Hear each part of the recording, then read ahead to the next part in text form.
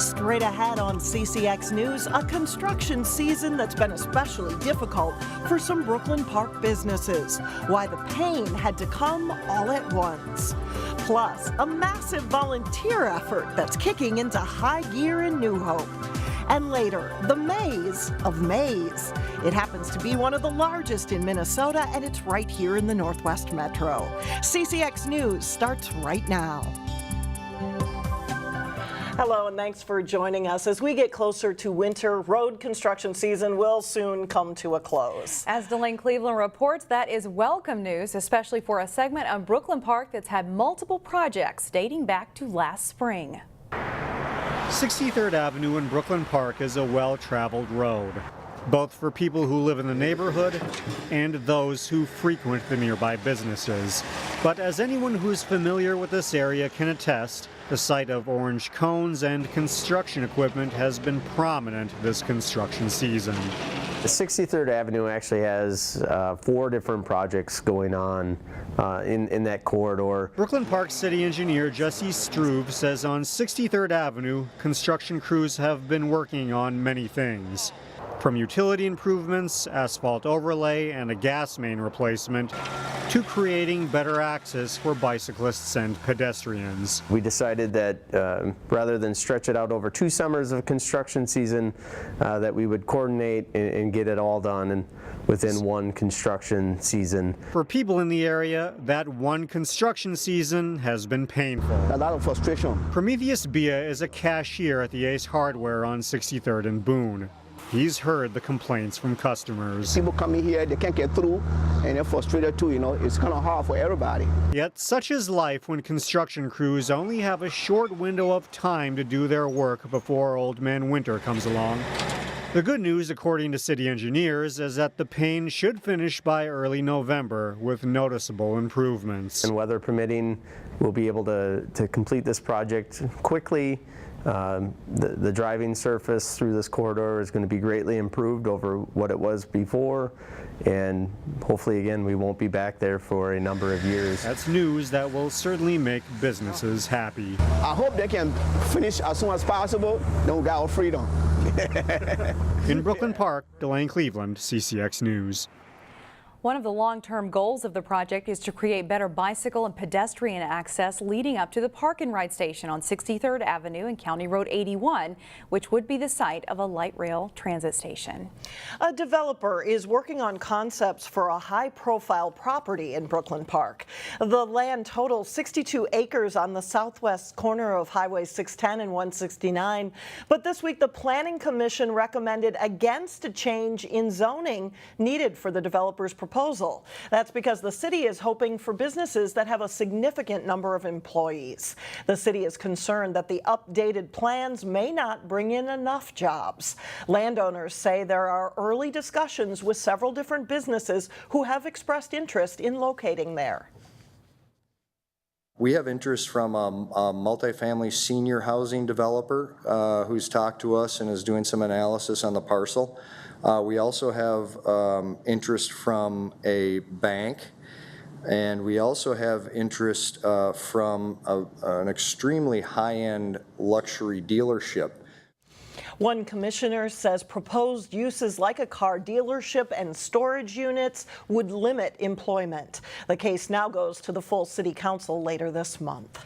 A Golden Valley golf course that has been around for more than 100 years could be the latest golf club to see big changes. This according to a report by the Minneapolis-St. Paul Business Journal. The private Golden Valley Country Club is reportedly in talks to be sold to California-based Concert Golf Partners. The company owns more than a dozen courses around the country, but does not currently have one in the Twin Cities area. In a memo obtained by the Business Journal, the Golden Valley Club president said the country club business is a difficult business to be in these days, with declining memberships, increased costs, and difficult management issues. Winter is around the corner and local plow companies are gearing up to take on the snow. But as some of them learned at a seminar hosted in Crystal by the Bassett Creek watershed, clear parking lots can cause problems in area lakes and streams.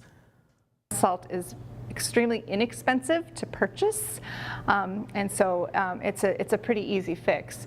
But unfortunately, it's really turning our waters into salty waters.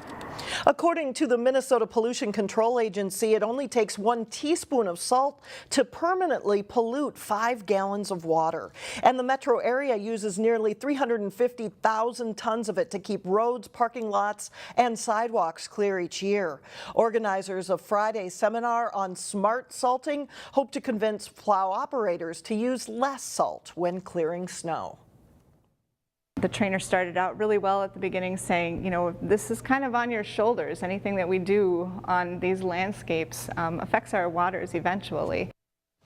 Public plow operators like MnDOT and cities have already done a lot to reduce their salt use. The Bassett Creek Watershed Management Commission hopes sessions like this one will bring more private companies on board. The Anoka-Hennepin School District is looking for tutors to help students who need a little extra help in reading and math. At Oxbow Creek Elementary in Brooklyn Park, they've had several Minnesota Reading Corps tutors over the past 3 years who have made a big difference helping young students get up to speed in reading. Principal Rolf Carlson says it's that one-on-one attention that helps students reach proficiency. Tutors do receive a small stipend for their work, and it can be part-time, 3/4 time, or full-time position for people of all ages. For people who are interested in giving back, for people who are interested in possibly pursuing a career in education, what a great training ground for seeing if it's something that you'd want to do with your future. If you are interested in applying to become a reading or math tutor, there is more information at readingandmath.net. Still ahead, a well-oiled, finely tuned operation in New Hope. Plus, the race is on at the Lake and Northwest Suburban Conference Cross Country Championships. That's coming up in sports. But first, a soggy Saturday in the forecast. Sunday will be drier but chilly.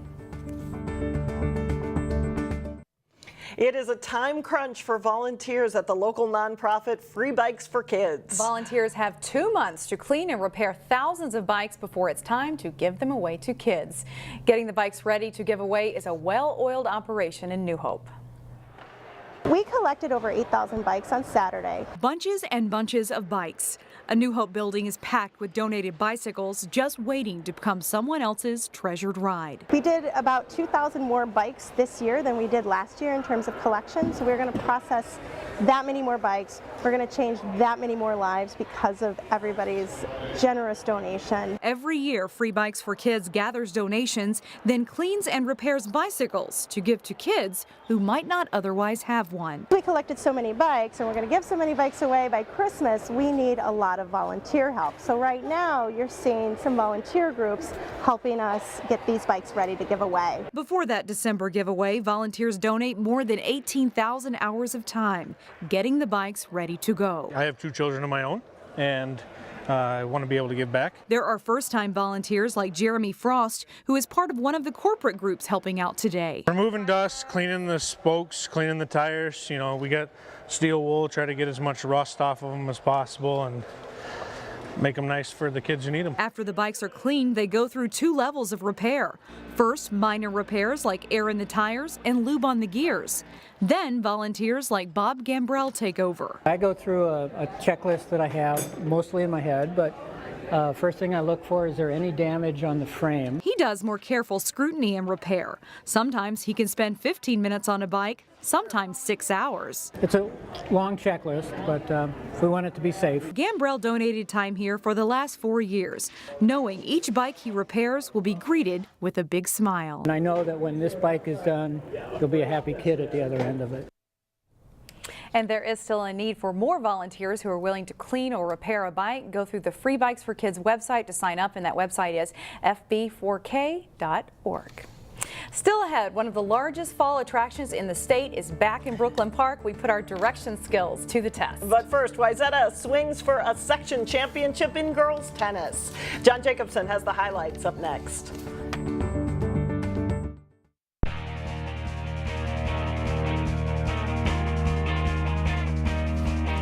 I'm John Jacobson with sports. Hopkins and Breck each lost in their section finals in girls tennis this week. Wayzata hope to be the local team to break through as they face Buffalo in the section 5AA final. At number 2 doubles play, Wayzata's Lauren Lowe and Miyazuki in the near court. Lowe with a volley to the corner, and then Zuki puts it away. They beat Cassie McNitt and Ella Stevens in straight sets. At third singles, Buffalo's Emma Carlson serves to Emily Reisman, who fires a nice forehand return to the corner for a point, and Reisman prevails 6-3, 6-2. Number 1 singles, Sam Stevenson in the far court in a good match against Buffalo's Simona Potachkova. Stevenson with a nice backhand passing shot, and she rallies to win after dropping the first set. First doubles play, it's Grace Jacobson serving for the Trojans. Her partner Sydney Stern with a nice return. They win in straight sets. Wayzata wins at 6-1 to advance the state. We'll hear from the Trojans Monday on our Sports Jam show on CCX. Now to playoff soccer. The Park Center boys survived an overtime battle in the Section 5AA quarterfinals. They met Irondale in the semifinals Thursday night. First half, free kick for Irondale leads to a scrum in front of the net, and Hunter Totten muscles it in for a 1-0 Knights lead. Second half, Gabrielle Nankel with a good hit on the PC free kick, but Kennedy Heika makes an outstanding save there for Irondale.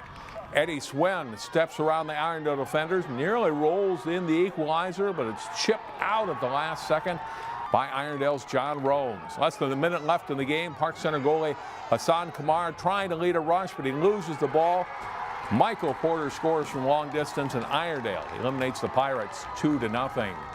Maple Grove girls have had one of the best seasons in program history. They'll take aim at their first section championship after a dominant performance in the 5AA semifinals. The Crimson hosting Coon Rapids. Highlights from this one: good pass here from Jasmine Gates to Mia Omar, who goes high with the shot to put it into the Cardinals net, and it's 1-0 Maple Grove early. Zaya Alam on the corner kick for the Crimson. It comes to Manon McMahon. She'll deflect it to Abby Schulte. She scores, and it's 2-0 Crimson less than 5 minutes in. Crimson All-State forward Meredith Hawkinson passes here to Manon McMahon, who gives it back to Hawkinson for the header goal. Maple Grove goes on to win this one 6-0. They'll host Centennial in the section final rematch on Tuesday. Crimson boys are in section 8AA. They hosted Rogers in the quarterfinal round. Jeff Kloon steals the ball here for Maple Grove. Passes to Riley Gill, and Gill's low shot past the Rogers goalie and in for a 1-0 lead just over 6 minutes into the match. Nice pass by the Royals. Bjorn Charles through to Zachary Farrell. He taps it in for a goal, and it's all tied up at 1. But the rest of the match is all Maple Grove. Antonio Magadan on the corner kick perfectly to Caleb Robinson. He elevates and heads it in. That makes it 3-1 Crimson. Gill passes to Alex Downing. He'll get himself a clean look and shoot and score here to make it 4-1. Maple Grove wins 10-1. They'll host Brainerd in the section semifinals Saturday night at 7. Conference titles were on the line in 2 of the main conferences we cover in cross country. The girls up first at the Lake Conference meet at Gale Woods. Minnetonka's Sophie Witcher is the winner with a time of 18 minutes, 18.62 seconds. Wayzata sophomore Emma Atkinson second, followed by the Trojans' Caroline Sasson. Hopkins freshman Grace Burgess is ninth. Wayzata wins the team title. Wayzata also the favorite in the boys race, and senior Khalid Hussein wins it for the Trojans. 5K time 15:55.94. Hopkins Elliott Haight is third, with Wayzata's Blake Bisey and Mitchell Tolander finishing 5th and 6th respectively. Trojans get 8 runners in the top 15, and they win the team championship. Girls start first at the Northwest Suburban Conference cross-country meet in Elk River. It's a 4-runner battle to the finish. Centennial's Gracie Stokes surges into the lead and holds off Lex Davis of Osseo, who finishes second. Melissa Girth of Andover is third. Emily Meyer of Totino Grace 5th, and Maple Grove's Gabby Bolser is 6th, as the Crimson finish as runner-up to Andover. And then it's the boys' turn to hit the course. Tom Bruckman of Andover rolls to an easy win. His time 16 minutes and 7 seconds. Blake Iverson of Maple Grove is second, 33 seconds back of the winner. His teammate C.J. Young is third. Armstrong wins a tiebreaker with Centennial to take the boys title with Maple Grove third. That is all for a very busy day at sports. A lot of Friday night football around the area tonight as well. Alex and Shannon, back to you. Always busy, John. Up next, something simply amazing. You may need a map for this adventure. We'll be right back with the story. Brooklyn Park is home to one of Minnesota's largest harvest festivals and corn maze. Neil Persley takes us out to the festivities in today's Weekend Showcase. A lot of people that are making memories here today, and they will be keeping doing that every fall. Making memories is what Bert Bauman and his family have been doing for 9 seasons now at the Twin Cities Harvest Festival and Maze. It's the largest corn maze in Minnesota. I'm going to give it a try. Map? I don't need a map. In honor of hosting the Super Bowl and their second year in U.S. Bank Stadium, Bert cut a Vikings theme into the maze. One of the things that we always want to do every year, we do a charity. This year we're working with the Vikings Foundation. It's gigantic. So part of every ticket will go back into the community via the Vikings Foundation. Yogi Berra said when you get to the fork in the road, take it. The petting zoo has been very well received. We have an area where kids can either buy a bunny and they can pet a bunny. We have exotic animals, so it's a very good experience. They can hold a kangaroo. You too can hold a roo. Oh boy, now what? And let's not forget about hay rides, giant slide, monster inflatables, and of course everyone's favorite, corn pit. Because it gives you like a massage, you know, when you're like running around. And then you just wrestle and it's like fun. This mosh pit of maze has long been a favorite of young and old, but there's something new this year for the tiny tykes. We have a kids play area, even a corn pit for little toddlers. They don't have to be nervous on getting in a big corn pit. We have a small little corn pit for little toddlers. I wonder if I should have saved that map. And before you leave, you can pick up a pumpkin or two just in time for Halloween carving and decoration. From the Twin Cities Harvest Festival and Maze, Neil Persley, CCX News. Boy, I'm getting to feel like a whack-a-mole in here. No wonder he didn't show up to work today. The Twin Cities Harvest Festival and Corn Maze is at Highway 169 and 109th Avenue in Brooklyn Park. And for more information, you can go to twincitiesmaze.com. And if the boss is watching, just kidding, he was here. He was here. We know he got out, right? He has fun, doesn't he? He does. I love it. That's all the news we have for now. Thanks for joining us, everyone.